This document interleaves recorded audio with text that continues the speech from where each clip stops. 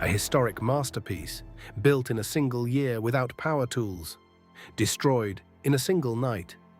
A $20 million payout and an official cause that is always unknown. This isn't an accident, it's a highly profitable pattern, and it's happening everywhere.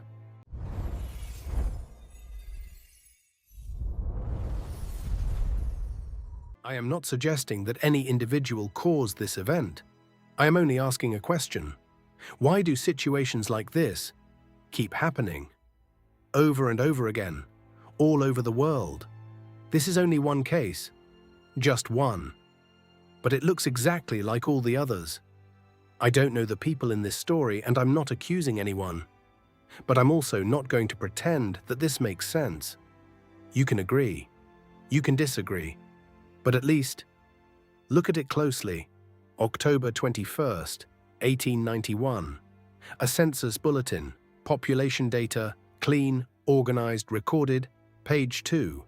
Floyd County, 1880. 24,000 people. That's it, not a major city, not a population boom, 24,000. They could track every person, every household. They had records. But somehow, they didn't keep how they built their largest structures. No blueprints, no construction process, no system. They could count people, but not explain what they built, in plain sight. Does that make sense to you? Or have we just gotten used to not asking? So why Floyd County? Why here, a place with 24,000 people, no major industry, no massive expansion, but sitting right there is a structure that doesn't match the rest? The Floyd County Courthouse, Rome, Georgia. We are told it was built from 1892 to 1893. Less than 12 months, a palace-style courthouse, 1 year, and this is before power tools even existed. Around 1895, 24,000 people. A palace, 1 year. Read that fast, and it sounds impressive. Read it slowly, and something feels off. Let's stop and break down what 1 year actually means. In 1892, there is no power grid, no diesel engines, no hydraulic cranes lifting steel beams into the sky. You have steam, sweat, and horses. Thousands of tons of red brick, heavy granite, and carved limestone, arriving by train. But the train doesn't drop it at the site. It has to be moved.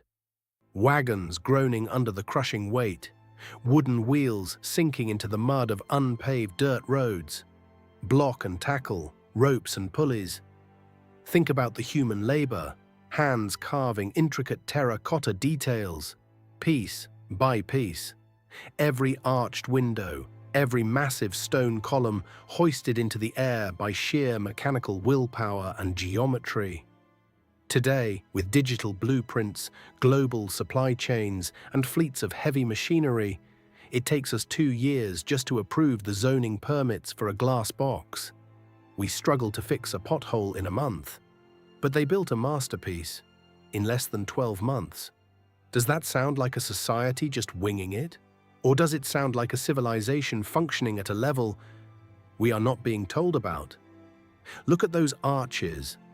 Look at those hand-laid bricks. Back then, they didn't build just to keep the rain out. They were carving out a legacy. They called it craftsmanship.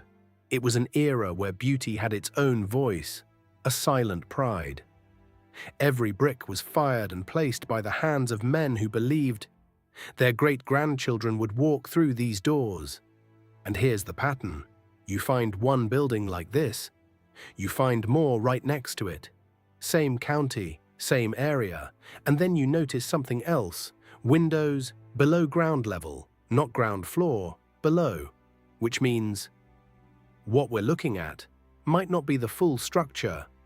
How much of it is buried? How much of it are we not seeing? No one explains that. Now fast forward. 1975, we're told they needed an upgrade. So they replaced it with a box. Straight lines, 90-degree angles, simple, clean, modern. Maybe those curves became too expensive. Maybe detail just became a heavy luxury. By the 1950s, everything starts becoming square, measured, predictable. The protractor takes over and imagination gets crossed out. Craftsmanship died, not because we forgot how to create it, but because this rushed world no longer wants to pay for it. But here's the part that doesn't sit right. They didn't destroy the original. They left it there, standing, unused, unexplained, and it was the fourth courthouse. Let that sit for a second. 24,000 people, 4 courthouses. First one, log cabin, fine. Second, 1835, brick, still fine, but no population data, no head count, no numbers. Yet, there's a courthouse, no people, but a legal system. Interesting. The third courthouse? Nothing, no record, no explanation, no timeline. It just disappears. And then we jump to the fourth, 1892, built in 1 year, and we're told the third one was torn down. To make a road, they build, they tear down, they build again. With what workforce, with what system, with what documentation, and why? Is none of that recorded? You can read this and move on, or you can stop and realize this story has gaps. Big ones. March 23rd, 2026. A fire. A massive fire. The Floyd County Courthouse is destroyed. Not damaged, not partially lost, destroyed. A section collapses. Gone. And we are watching this in real time. Not history, not theory. Now, and this is not the first time, not even close. We've seen this before, again and again and again, hundreds of times. Same pattern, same setup, same ending. Renovation, always renovation. The building is being restored, maintained, improved. And then fire. Not before, not after, during. And the cause? Unknown. Every time. How many times does unknown still work as an answer? If Floyd County was an isolated incident, we could call it a tragic accident. But it's not. Step outside of Georgia, look across the water. Glasgow, Scotland. The Glasgow School of Art, a masterpiece of late 19th century architecture. Designed by Charles Rennie Mackintosh. Irreplaceable. In 2014, a fire damages the building. Heartbreaking, yes. But they promise to rebuild. A massive restoration project begins. Tens of millions of pounds are poured into it. Fast forward to June 2018. The renovation is nearly complete. The scaffolding is still up. And then, a second fire. This time, it's total devastation. The masterpiece is gutted, and the official report, after years of investigation, the cause is undetermined. Or look at Notre Dame, Paris, 2019, a cathedral that stood for over 800 years, surviving revolutions, surviving world wars, but it couldn't survive. A roof renovation. From local courthouses in the American South to historic asylums in the Midwest to ancient cathedrals in Europe. The script is identical. Step 1. Secure massive funding for a historic restoration. Step 2. Erect the scaffolding, disable the systems. Step 3. A spark, a smoldering timber, a raging inferno. Step 4. Collect the insurance, clear the rubble. It is a very efficient machine. To a pragmatic world, a historic building is a massive liability. Decaying wiring, rotting pipes, and strict preservation laws that forbid you from touching it. A city can't tear it down, but they can't afford to keep it. To the men holding the financial spreadsheets, these legacies are a ticking time bomb. So maybe the fire isn't a tragedy. For the pragmatic system, the fire is a release. It burns away the strict preservation laws. It burns away the unsolvable budget deficit. It clears the lot to make room for a new box, square, cheap, and profitable. So here's the question, simple, clear. Who scheduled this renovation? The project was funded by taxpayers, approved by voters in 2017. The Board of Commissioners signed off. A contractor was hired. Midwest Maintenance Incorporated, work begins. And then, fire. The names are public. Larry Maxey passed away in 2024. Rhonda takes over 2 months before the fire.